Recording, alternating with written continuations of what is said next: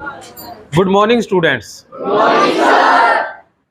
सबसे पहले मैं स्टाफ सदस्यों का, प्रिंसिपल साहब का और बाकी सभी यहाँ स्कूल के जितने भी जो प्रबंधक है सबका मैं धन्यवाद करना चाहता हूँ कि आप बच्चों से रूबरू होने का मुझे मौका बख्शा। और आप विद्यार्थी बड़े लकी विद्यार्थी हैं कि आप इन बातों को सुन पा रहे हैं। तो इसलिए प्यारे बच्चों, आपने ध्यान से सुनना है और मनन भी करना है, और कोई भी बात ना समझ में आए तो आप दोबारा से भी पूछेंगे। कुछ बातें ऐसी रहेंगी जो आपके लिए नई हैं, जिन बातों के बारे में आप जानते नहीं। तो लगभग 20 मिनट का मैं समय आपसे इस बातचीत में लूँगा, और होगा क्या वो मैं पहले बता देना चाहता हूँ। सबसे पहले 10 मिनट हम बात करेंगे मानसिक समस्याओं की, कि आज के युग में कैसी कैसी मानसिक समस्याएं पैदा हो रही हैं, कौन कौन सी ऐसी मानसिक समस्याएं हैं जिनका इलाज हमें लेना चाहिए, और इलाज लें तो किससे लें, और इलाज कैसे होता है। और अंत के 10 मिनट एक डेमो रहेगा कि आप बच्चों की जो मुख्य समस्या रहती है कि सर पढ़ते बहुत हैं लेकिन याद नहीं रहता है, दिमागी क्षमता कमज़ोर हो गई है, मेमोरी कमज़ोर हो गई है, तो वो आज आपकी मेमोरी फास्ट कर देंगे। या किसी को गुस्सा ज़्यादा आता है, तनाव है, चिंता है, तो आज 10 मिनट के अंदर आज उसका इलाज कर देंगे। तो वो एक डेमो रहेगा। सबका नहीं करेंगे, सबका करेंगे तो क्या है कि स्पेस कम पड़ जाएगा। 5-6 लकी बच्चों का ही वो दिमाग तेज कर पाएंगे। तो वो 5-6 लकी बच्चे कौन होंगे, आप रेडी रहिए कि जिसने अपना दिमाग बिल्कुल शांत करवाना है, दिमाग पूरी तरह से शांत हो जाए, वो होगा। और आप उन बच्चों से पूछोगे तो उन्हें बड़ा अच्छा अनुभव भी होगा। तो आप 5-10 बच्चे रेडी रहें, जैसे मैं बुलाऊं तो आप यहाँ आ जाएंगे, ठीक है। तो पहले 10 मिनट बात कर लेते हैं मानसिक समस्याओं की। तो जैसे बच्चों, आपने कभी सुना है कि मन की समस्याएं भी होती हैं या मानसिक रोग भी होते हैं? सुना है? अच्छा, कैसी कैसी समस्याएं हो सकती है? जैसे हाँ, अपसेट होना। अपसेट होने में क्या कहोगे आप? हाँ हाँ हाँ, दिमागी तौर पर टेंशन हो गई। और क्या क्या? चलिए, आपको थोड़ा बहुत पता है, ज्यादा पता नहीं है। तो फिर जब टेंशन होती है तो करते क्या हो? हैं? अकेले में बैठ जाते हैं। उससे समस्या ठीक हो जाती है? नहीं होती, उससे और बढ़ जाती है।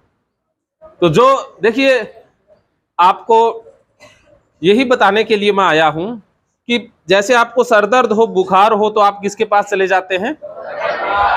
डॉक्टर के पास चले जाते हैं। अगर मन उदास है, परेशान है, चिंता है, उदासी है, तब आप किसके पास जाते हो? जाते ही नहीं है, बैठे रहते हैं। यही विडंबना है कि हमें मानसिक समस्याओं की जानकारी ही नहीं है, और जानकारी है वो भी गलत है थोड़ी बहुत वो गलत है।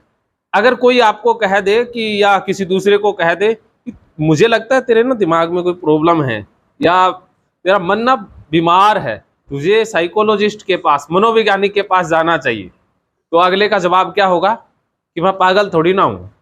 पागल लोग जाते हैं मानसिक रोगों का इलाज करवाने, तो हम जाते ही नहीं है ना, छिपाते हैं। कि अगर दिमागी कोई परेशानी है तो हम पता नहीं लगने देते दूसरों को, कि मेरी प्रॉब्लम का दूसरों को पता ना लग जाए, छुपा लेते हैं। छुपाने से प्रॉब्लम बढ़ती है, ये बात याद रखना। यही हम भूल करते हैं। जितनी समस्याओं, जितनी ज्यादा हम दबाएंगे, मन में जो आपके भाव उठता है, गुस्से का है, चिंता का है, उदासी का है, खुशी का है, प्रेम का है, कोई भी भाव है, फीलिंग है, अगर आप उसे दबाओगे तो आप बीमार हो जाओगे। और जितनी ज्यादा समस्याएं लोग दबाते हैं वो सारे सारे बीमार होते हैं। इसलिए आपने कभी भी अपने भावों को, इमोशन को, फीलिंग्स को दबाना नहीं है, उसको एक्सप्रेस करना है। एक्सप्रेस करेंगे तभी हम मानसिक रूप से स्वस्थ रह पाएंगे। मैंने 5-6 हजार लोगों का इलाज किया है, उन लोगों की भी यही समस्या थी। अब पत्नी को समस्या है, वो पति से छुपाती है, घर वालों से छुपाती है, मुझसे भी बात करती हैं तो ऐसे डर डर के कि किसी को पता ना चल जाए कि सर आप बता तो नहीं दोगे। अरे मैं 500 किलोमीटर दूर बैठा हूँ, कैसे किसी को बता दूंगा। तो उनको ये डर रहता है, और यही डर हमें और ज्यादा मानसिक रूप से बीमार कर देता है। जब आपको सर दर्द होता है, क्या आप छुपाते हैं? बता देते हैं कि आज मेरा सर दर्द है, आज मुझसे पंगा मत लो। लेकिन जब मन परेशान हो तो छिपाते हैं ना। तो यही हम भूल करते हैं। ये भूल नहीं करनी है, आप खुल के बताएंगे। मैं ये नहीं कहता भी सबको बताओ, कुछ ऐसे इंसान होते हैं जीवन में जिनसे दिल की बात जाहिर की जा सकती है। सबसे करने का फायदा नहीं है, वरना प्रॉब्लम कई बार बढ़ भी जाती है। तो कुछ आपके जो सगे संबंधी हैं, अजीज हैं, उनसे शेयर करें, माता पिता से शेयर करें, अध्यापक होते हैं उनसे शेयर करें। उसके बाद नंबर आता है काउंसलर का, जैसे हमारे जैसे जो प्रोफेशनल होते हैं उनसे शेयर की जा सकती है। अब शेयर क्या करना है, जैसे आपको डर महकेंगे फिर से खुशियों के रंग भगवत गीता थेरेपी कोर्स के संग। इतिहास का पहला ऐप जो गीता के माध्यम से ओसीडी डिप्रेशन का इलाज आसान बनाएगा। ओसीडी डिप्रेशन का इलाज हुआ और भी आसान, और वो भी बिना दवाई, घर बैठे। किसी को बीमारी की चिंता है तो किसी को चिंता की बीमारी है। भगवत गीता ने लाखों करोड़ों का जीवन बदला है और आपका भी बदलेगा। गीता थेरेपी कोर्स में आपको मिलेगा सभी 11 प्रकार की ओसीडी का संपूर्ण इलाज, जैसे गंदगी का वहम, बार बार हाथ धोना, बार बार सफाई करना, बार बार लॉक दरवाजा चेक करना व अन्य सामान की चेकिंग बार बार करना, एक ही विचार बार बार आना, नुकसान व मरने मारने का विचार आना, HIV, rabies, cancer, heart attack का विचार आना, IBS और नींद न आने की समस्या का हल गीता कोर्स में मिलेगा। आत्महत्या वाले विचारों से मुक्ति भी गीता थेरेपी कोर्स से मिलेगी। राजेंद्र जोधपुरिया ऐप पर आपको ओसीडी से संबंधित राजेंद्र जोधपुरिया की किताब भगवत गीता के मनोवैज्ञानिक रहस्य और अन्य टिप्स पढ़ने को भी मिलेंगे। गीता है महान थेरेपी। गीता में CBT, हिप्नोथेरेपी, माइंडफुलनेस, ERP व अन्य बहुत सी साइकोथेरेपीज का समावेश मिलेगा। राजेंद्र जोधपुरिया ऐप एक, फायदे अनेक। आज ही प्ले स्टोर से डाउनलोड करें, लिंक डिस्क्रिप्शन में है। तो देर क्यों, अभी जाइए डिस्क्रिप्शन में और लिंक पर क्लिक करके प्ले स्टोर से अभी डाउनलोड कीजिए राजेंद्र जोधपुरिया ऐप और पाइए अपनी सभी समस्याओं का हल। मानो तो मौज है, वरना समस्या तो हर रोज है। डर किससे लगता है? किससे डर लगता है? जैसे बहुत से बच्चों को कुत्तों से डर लगता है, तो वो डॉग फोबिया होता है कि जिस गली में कुत्ता है उस गली से ही नहीं जाएंगे। तो ये बच्चों में ही नहीं पाया जाता, ये बड़ों में भी पाया जाता है। डायरेक्टर ऑफ हेल्थ, उसको भी ये प्रॉब्लम हो गई थी, वो कुत्तों से डरने लग गया था, उसका इलाज चला। उसके मन में डर क्या था कि अगर कुत्ता काट लेगा तो इतने बड़े इंजेक्शन लगेंगे और रेबीज हो जाएगी और तड़प तड़प के मरेंगे, इसलिए वो कुत्तों से डरते हैं। तो ये फोबिया है। जैसे छिपकली से बहुत से लोग डरते हैं। आपको भी डर लगता होगा, कुछ को नहीं लगता, कोई बात नहीं, अच्छी बात है। आपके डर मैं सारे डर बता दूंगा, अभी एक एक डर के ऊपर बात करेंगे।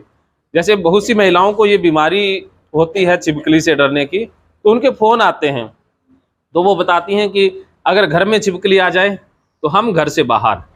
पति की ड्यूटी ये होती है कि पहले छिपकली को बाहर निकालो, फिर पत्नी की एंट्री होगी। और अगर छिपकली गलती से आ जाए तो वो घर से बाहर रहेंगी, या छिपकली जहाँ पर चलेगी उस स्थान को धो देंगी, साफ करेंगी। तो ये लिजार्ड फोबिया है। ऐसे 420 प्रकार के फोबिया होते हैं। कॉकरोच से डर लगना, ये भी एक फोबिया है। अंधेरे से डर लगना, जैसे अंधेरे अकेले कमरे में नहीं जाएंगे, रात को अकेले जाएंगे नहीं, डर लगता है, ये भी फोबिया है। जैसे कुछ लोगों को ऊंचाई से डर लगता है, ऊंचे स्थानों पर नहीं जाएंगे, तीसरी मंजिल, चौथी मंजिल जाएंगे ही नहीं, घबराहट होगी, तेज पसीना आएगा, सांस तेज तेज आने लग जाएंगे, हार्ट बीट बढ़ जाएगी, ये भी फोबिया है। ऐसे जैसे किसी को खून से डर लगता है या अनजान स्थानों से डर लगता है, जैसे ये तो बंद स्थानों से डर वाला कॉमन फोबिया है। क्लस्ट्रोफोबिया बोलते हैं कि लिफ्ट में नहीं जाएंगे, कि लिफ्ट बंद हो जाएगी, मर जाएंगे। उस कमरे में नहीं जाएंगे जिसमें खिड़की दरवाजे ना हो, तो उनको लगता है कि भाई दम घुट जाएगा, मर जाएंगे। एक नेताजी को भी ये प्रॉब्लम हो गई थी, उनका भी इलाज चला। तो उनको लगता था कि बाहर से कोई कुंडी लगा देगा, वॉशरूम ही नहीं जाते थे, किसी एक बंदे को खड़ा कर देते थे कि कोई कुंडी लगा देगा तो अंदर ही मर जाएंगे। तो ये समस्याएं हैं, ये फोबिया है। और भी बहुत सारे हैं, जैसे रात को भूतों से डर लगना, घोस्ट फोबिया है, और अनजान लोगों से डर लगना, जैसे सांप से डर लगना। सांप से डरना कॉमन है, लेकिन जिनको फोबिया होता है उनको अंदेशा ये रहता है कि आसपास सांप ना हो। वो बैठेंगे तब भी देख दाख के बैठेंगे कि सांप तो ना हो। रात को सोएंगे तो देखेंगे कहीं जा रहे हैं बाहर तो सांप ना आ जाए, तो उनको ये डर लगता रहता है, उनके मन में वो चीज बैठी रहती है। भीड़ से डर लगना, अकेले नहीं जाएंगे शादी विवाह समारोह में, अकेले नहीं जा पाएंगे, अकेले में बहुत उनको परेशानी होती है। तो अगर एक एक फोबिया की बात करेंगे तो सारा समय इसी में निकल जाएगा। तो आपके मन में भी किसी प्रकार का कोई डर हो, व्यक्ति से विशेष से डर हो सकता है, किसी नाम से डर हो सकता है, किसी खास नंबर से डर लग सकता है, जैसे 3 नंबर अनलकी होता है, 7 नंबर अनलकी होता है, 11 नंबर अनलकी होता है, 13, ऐसे नंबर से डरने लग जाना। और भी बहुत सारे डर हो सकते हैं, किसी खास कलर से डरना। और जैसे कुछ लोगों को, जैसे आपके जैसे एग्जाम के समय में एग्जाम फोबिया हो जाता है कि पेपरों के दिनों में भूख लगना बंद हो जा, भूख लगती नहीं है, नींद भी कम हो जाती है, चिड़चिड़ा स्वभाव हो जाता है, याद कुछ रहता नहीं है, तो एग्जाम फोबिया है। या जब कोई स्टेज पर बोलने को कहे तो पैर कांपने लग जाते हैं, बोलना मुश्किल हो जाता है, तो ये स्टेज फोबिया है। ऐसे बहुत से फियर हो सकते हैं। आपके मनों में क्या क्या फियर हैं वो आप जाहिर जरूर करेंगे, क्योंकि ये जो सर्विस है डीओ साहब की तरफ से, ये फ्री में है और इसका आप लाभ उठा सकते हैं, क्योंकि इनका चार्जेज है। ये जो मैं काउंसलिंग की चीज़ें बता रहा हूँ, इनका बहुत मोटा पैसा जो मेरे जैसे काउंसलर है वो लेते हैं। मैंने भी बहुत लिए थे, लेकिन आप लगा कि फ्री में कुछ करके देखते हैं समाज के लिए, कि फ्री में किसी की हेल्प हो जाए। तो आप बच्चों के लिए ये सुनहरी अवसर है कि आप अभी ठीक हो सकते हैं। आप इस लेक्चर के बाद अगर मिलना चाहें तो मैं कुछ समय तक यहीं रहूँगा, मिल सकते हैं। इसके बाद बात कर लेते हैं 2-3 और रोगों की। जैसे एक रोग होता है वहम का, कि वहम हो जाता है, जैसे कुछ लोग बार बार हाथ धोते रहते हैं, बार बार हाथ धोते ही रहते हैं, साबुन लगाएंगे 3 बार इधर से, 4 बार इधर से, और कोहनी तक धोएंगे। उनको लगता है कि हाथ गंदे हो गए, दरवाजे को हाथ लगाएंगे तो हाथ धो लेंगे, या हाथ लगाएंगे नहीं, कोहनी से खोलेंगे, मोबाइल को भी छुएंगे नहीं। तो एक साहब तो आए थे जो जिसको ओसीडी थी, इसे ओसीडी का रोग बोला जाता है, ऑब्सेसिव कंपल्सिव डिसऑर्डर। आए थे कलकत्ते से, तो मोबाइल को भी लेमिनेशन कर रखा था, कागज में लपेट के लेके आए थे। तो मैंने पूछा भी ये क्यों? कहते ये गंदा हो जाता है, कोई हाथ लगा दे। तो अगर उनके मोबाइल को कोई हाथ लगा दे तो वो क्या करेंगे? जाके धो लेंगे, मोबाइल को ही धो देते हैं। तो ये ओसीडी का रोग है, जिसमें साबुन को भी साबुन से धोया जाता है। उनको लगता है कि हाथ धोए अब साबुन गंदी होगी, तो साबुन को फिर साफ साबुन से धोएंगे, उसके लिए एक नई साबुन रखेंगे उसको भी धोने की। तो वॉशरूम में ये 3-3, 4-4 घंटे लगा देते हैं, पानी की टंकी खाली कर देते हैं पूरी। मेरे पास घर पे जब ये मरीज आते हैं तो मैं पहले ही टंकी भर के रख लेता हूँ। मुझे पता होता है भी अब इनका काम एक बार शुरू हो गया तो अब पता नहीं कब रुकेगा, क्योंकि उनको लगेगा पहले जाते ही क्या करेंगे, पहले दरवाजा धोएंगे, कुंडी को हाथ लगाया, हाथों को धोएंगे, फिर कुंडी को धोएंगे, फिर जहाँ कोई छींटा पड़ गया फर्श को धोएंगे, फिर बाल्टी को धोएंगे, साबुन से धोएंगे, फिर कहीं और छींटा पड़ गया कपड़े पर कपड़े धो लेंगे, फिर नहाएंगे तो फिर कहीं और छींटा पड़ गया फिर लगे रहेंगे। ऐसे लगे ही रहते हैं, गिन गिन के धोते रहते हैं, इधर से 4 बार 5 बार। तो उनको गंदगी महसूस होती रहती है। तो वो बाहर सड़क पर चलेंगे तब भी देख देख के पैरों को जो कपड़े वो ऊपर टांग कर रखेंगे कि कोई गंदगी ना लग जाए। अगर लगे कि गंदगी लग गई तो फिर क्या करेंगे? धोएंगे, नहाएंगे। या घर में इनके जूते लेकर नहीं जा सकते हैं, क्योंकि जूते लेकर के गए तो इनको लगेगा कि घर गंदा हो गया। तो जैसे ही आप आओगे इनके घर से तो सारा घर धो देंगे, पूरा घर वॉश कर देंगे। सोफे पर अगर आप बैठोगे तो सोफा भी धो देंगे। तो बहुत सी महिलाओं को ये प्रॉब्लम होती है, वो क्या करती हैं, टीवी को भी धो देती हैं, रिमोट को भी धो देती हैं। एक साहब का फोन आया कि साहब मैंने पैसे ला करके घर में रखे थे, अब पत्नी को वहम आ गया कि पता नहीं किस किस का हाथ लगा होगा, थूक लगा होगा, गंदे हैं पैसे, तो उसने पैसों को भी धो दिया। तो ऐसे किए जाते। ये ओसीडी का रोग है, ये 80% महिलाओं में पाया जाता है। आपके आसपास भी ऐसा रोग हो सकता है, आप में अभी नहीं है, लेकिन कोरोना ने इस रोग को बढ़ा दिया। कोरोना ने और कुछ नहीं किया, इसी रोग को ही बढ़ाया है। भी पहले मेरे पास लगभग 50 फोन आते थे, और कोरोना के बाद तो फोन की तादाद इतनी ज्यादा है, जो पहले नहीं बीमार थे वो भी ओसीडी के रोगी हो गए हैं। क्योंकि जो सावधानियां बताई जाती थी ना कोरोना में, वो वही थी जो ओसीडी के लक्षण होते हैं, सेम। उनको और ज्यादा पक्का रोगी बना दिया, और जो नहीं थे रोगी वो भी रोगी बन गए। गांव में बचत है, शहरों में लोगों के पास काम कम होता है करने के लिए, तो हाथ ही धोते रहते हैं, तो वो ओसीडी के शिकार ज्यादा होते हैं। घर से कोई बाहर से सामान लाएंगे पहले धोएंगे, तो वो रोग है, ओसीडी रोग में हो रहा है ऐसा। तो ये साफ सफाई वाली ओसीडी है। इसके लक्षण बहुत सारे हैं। इस तरह की 11 और ओसीडी होती हैं, 11 प्रकार की और ओसीडी है। जैसे कुछ लोग बार बार ताला चेक करते रहते हैं, जैसे ताला लगाया फिर से देखेंगे कि कहीं खुला तो नहीं रह गया, फिर से चेक करेंगे, कुंडी चेक करते रहते हैं।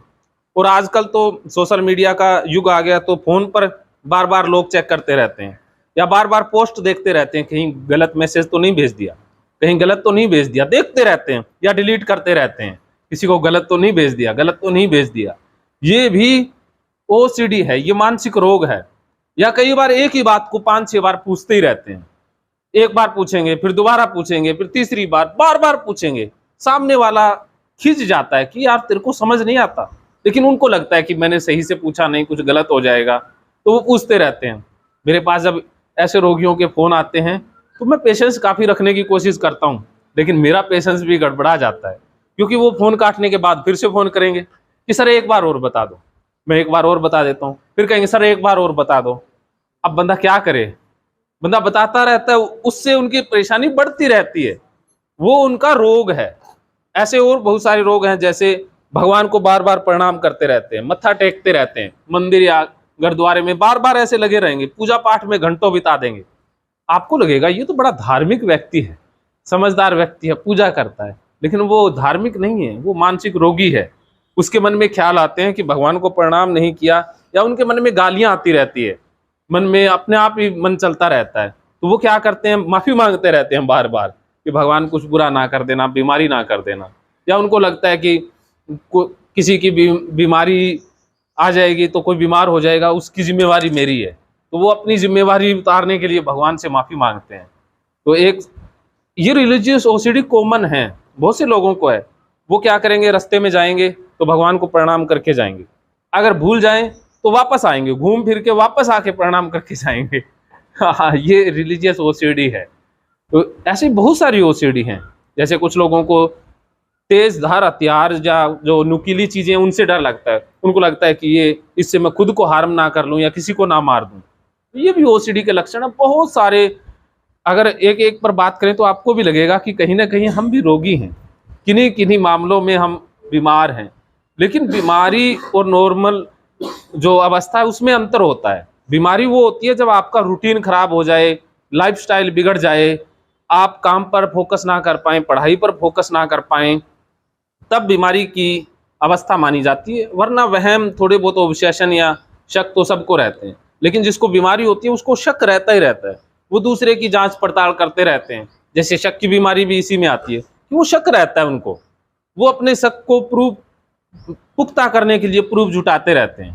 तो जब अगर ऐसे इंसान की किसी नॉर्मल इंसान से शादी हो जाए तो घर तबाह हो जाते हैं, क्योंकि मानसिक रोगों के कारण घर भी तबाह होते हैं, करियर भी तबाह हो जाता है। आप बच्चे बहुत होनहार बच्चे हैं, मेरे पास बहुत सारे इंजीनियर के फोन ज़्यादा आते हैं, जो बेंगलोर से या नोएडा से, गुड़गांव से, पुणे से, क्योंकि वो ज़्यादा समझदार होते हैं, उनकी बुद्धि ज़्यादा ही प्रखर होती है, तो उनको बीमारियां भी ज़्यादा लगती हैं। तो ऐसा नहीं है कि जो दिमागी रूप से कमज़ोर है उसको मानसिक रोग होता है, जो दिमागी रूप से कमज़ोर है उसको रोग तो होता ही नहीं। हाँ, उसको नहीं होगा क्योंकि वो टेंशन ही नहीं लेता। जो टेंशन नहीं लेता वो फिर बीमार नहीं होगा।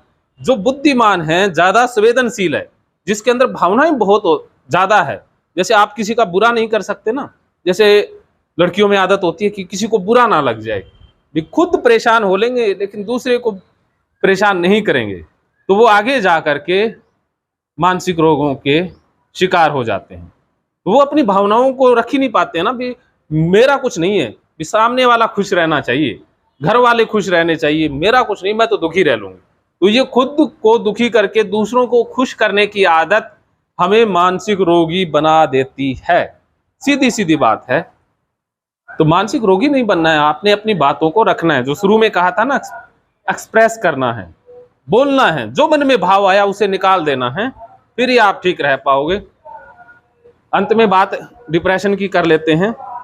जैसे कुछ लोग उदास रहने लग जाते हैं, उदास रहते हैं, चिड़चिड़ा स्वभाव हो जाता है, गुस्सा ज़्यादा आता है, मरने का मन करता है, सुसाइडल विचार आने लग जाते हैं, ज़िंदगी जीने का कोई फ़ायदा नहीं। व्हाट्सएप पे स्टेटस लगाएंगे वो भी सैड सैड, बिल्कुल उदासी वाला। यूट्यूब पे गाने सुनेंगे, सैड सॉन्ग सुनेंगे, सैड सॉन्ग गुनगुनाते हुए मिलेंगे, अकेले बैठे रहेंगे, किसी से बात नहीं करेंगे, चद्दर ओढ़े रखेंगे, दिन में भी अंधेरे कमरे में जा करके सोएंगे, गुमसुम रहने लग जाते हैं, या अपने आप ही रोना आने लग जाता है, आंसू अपने आप ही टपक पड़ते हैं, रोने लग जाते हैं छोटी छोटी बातों पर, और भूख कम हो जाती है, या खाते ही रहते हैं, मोटे हो जाते हैं, या तो सोते ही नहीं है, नींद ही नहीं आती है, या फिर सोते हैं तो उठते ही नहीं है। तो ये डिप्रेशन के लक्षण हैं, उदासी के लक्षण हैं, ये रोग है। जो कुछ लोग सुसाइड कर लेते हैं वो इसी रोग के कारण करते हैं। तो आप अगर इन लक्षणों से जूझ रहे हैं तो शेयर कीजिएगा। अगर आपके आसपास के लोग, मित्र, सगे संबंधी, परिवारजन इन समस्याओं से जूझ रहे हैं तो आपका दायित्व बनता है कि उनको बताएं, उनको सही मार्ग दिखाएं। सही मार्ग क्या हो सकता है कि आप इलाज तो नहीं कर पाएंगे और आपकी बात वो मानेंगे भी नहीं कि ये तो बड़ा आया डॉक्टर मेरी बीमारी बताने वाला, तो हो सकता है वो आपसे लड़ाई भी कर लें। क्योंकि आप किसी के पैर में दर्द है आप बताओगे तो वो खुश हो जाएगा, लेकिन किसी के मन में परेशानी है अगर आप बताओगे तो वो नाराज हो जाएगा। कि ये हम समझते हैं ना, पागलपन से जोड़ लेते हैं कि मानसिक रोग होना पागलपन। तो आप इतना ही कर सकते हो कि ये सारे वीडियो मैंने बना के ये वीडियो डाले हुए हैं राजेंद्र जोधपुरिया यूट्यूब चैनल पर, तो वहाँ से ये वीडियो मिल जाएंगे। और जो साइकोलॉजी से संबंधित है कि आप फ्यूचर में कैसे बुरे लोगों से बच पाओ, क्योंकि ज़िंदगी में ना इंसानों को पहचानने की कला आनी चाहिए। आप बुद्धिमान हैं, पढ़ लिख करके अच्छी जॉब भी कर लेंगे, सब कुछ कर लेंगे, लेकिन अगर इंसान को पहचानने की कला नहीं सीखे तो पैसे कमा भी लोगे तो लोग ठग बैठे, बहुत सारे ठग बैठे, वो ठग लेंगे।